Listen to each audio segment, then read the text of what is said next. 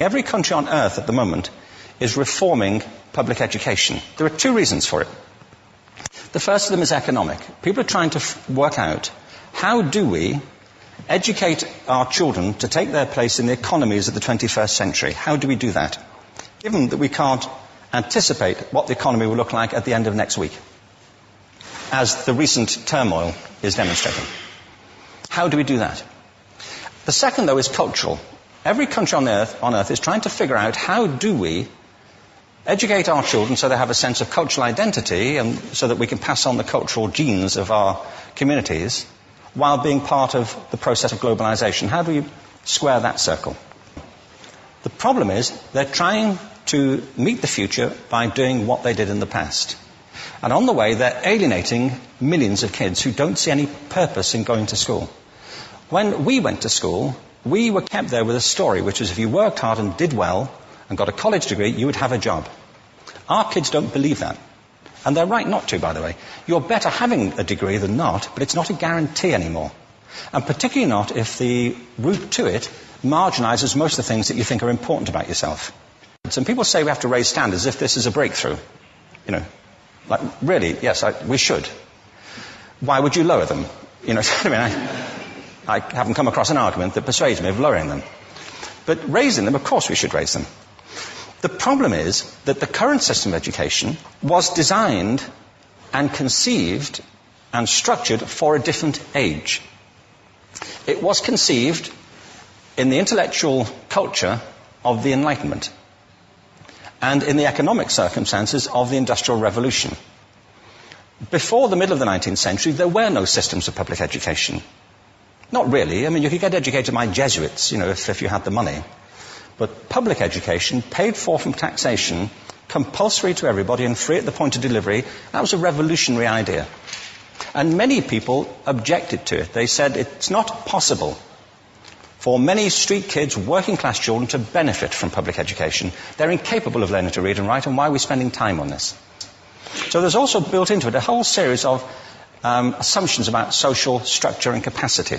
It was driven by an economic imperative of the time, but running right through it was an intellectual model of the mind, which was essentially the Enlightenment view of intelligence. That real intelligence consists in the capacity for a certain type of deductive reasoning and a knowledge of the classics originally, what we come to think of as academic ability. And this is deep in the gene pool of public education, that there are really two types of people, academic and non-academic, smart people and non-smart people. And the consequence of that is that many brilliant people think they're not, because they've been judged against this particular view of the mind. So we have twin pillars, economic and intellectual.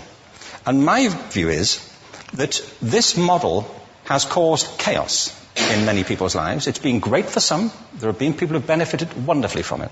But most people have not. Instead, they suffer this. This is the modern epidemic, and it's as misplaced and it's as fictitious. This is the plague of ADHD.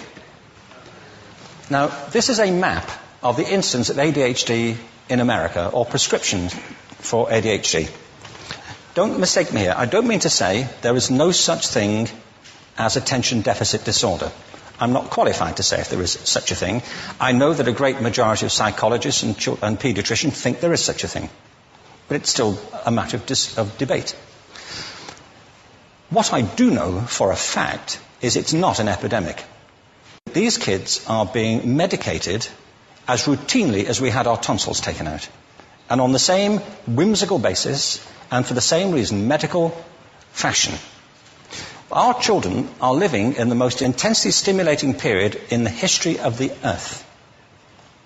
They're being besieged with information and calls for their attention from every platform, computers, from iPhones, from advertising holdings, from hundreds of television channels. And we're penalizing them now for getting distracted. From what? You know, boring stuff. At school, for the most part. It seems to me it's not a coincidence, totally, that the incidence of ADHD has risen in parallel with the growth of standardized testing. Now, these kids are being given Ritalin and Adderall and all manner of things, often quite dangerous drugs, to get them focused and calm them down. But according to this, attention deficit disorder increases as you travel east across the country. People start losing interest in Oklahoma.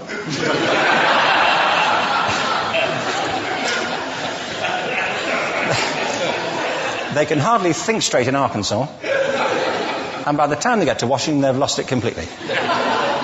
And there are separate reasons for that, I believe. It's a fictitious epidemic. If you think of it, the arts, and I don't say this exclusively of the arts, I think it's also true of science and of maths, but I say about the arts particularly because they are the victims of this mentality currently, particularly. The arts especially address the idea of aesthetic experience.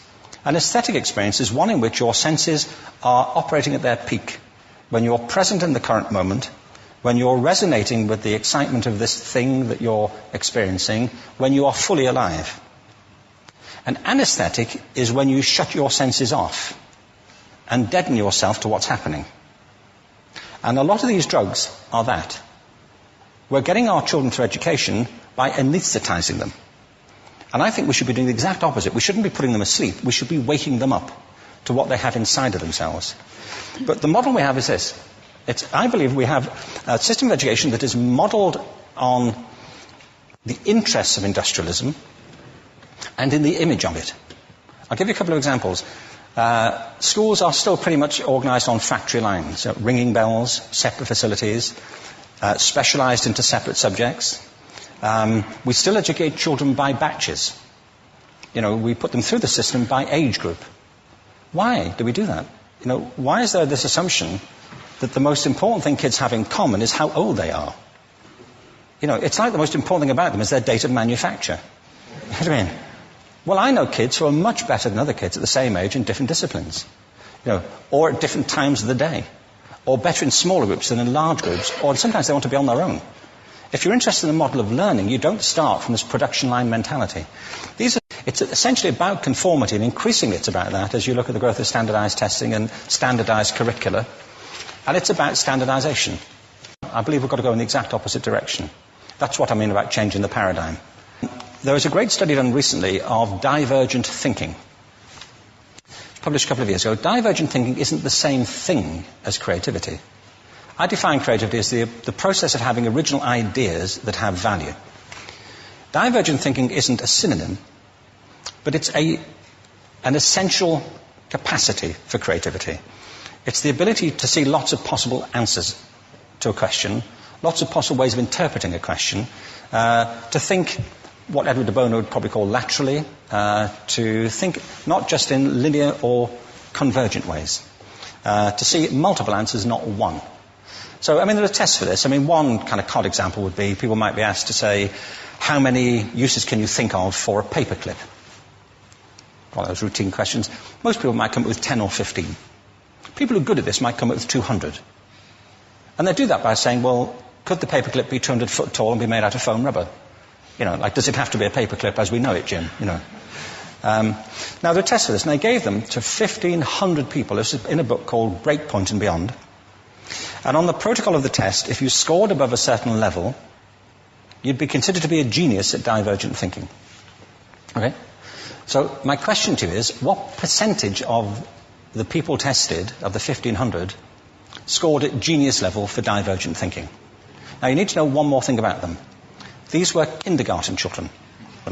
So what do you think? What percentage at genius level? 80. 80, okay. 98%. Now, the thing about this was it was a longitudinal study. So they retested the same children 5 years later, ages of 8 to 10. What do you think? 15? They retested them again 5 years later, ages 13 to 15. You can see a trend here, can't you? Now, this tells an interesting story, because you could have imagined it going the other way, couldn't you? You start off not being very good, but you get better as you get older. But this shows two things. One is we all have this capacity, and two, it mostly deteriorates. Now, a lot of things have happened to these kids as they've grown up. A lot. But one of the most important things that happened to them, I'm convinced, is that by now they've become educated. They've spent 10 years at school being told there's one answer, it's at the back. And don't look. And don't copy, because that's cheating. I mean, outside schools, that's called collaboration, but inside schools. Now, this isn't because teachers want it this way. It's just because it happens that way. It's because it's in the gene pool of education. We have to think differently about human capacity. We have to get over this old conception of academic, non-academic, abstract, theoretical, vocational, and see it for what it is, a myth. Secondly, we have to recognize that most great learning happens in groups, that collaboration is the stuff of growth. If we atomize people and separate them and judge them separately, we form a kind of disjunction between them and their natural learning environment. And thirdly, it's crucially about the culture of our institutions, the habits of the institution and the habitats that they occupy.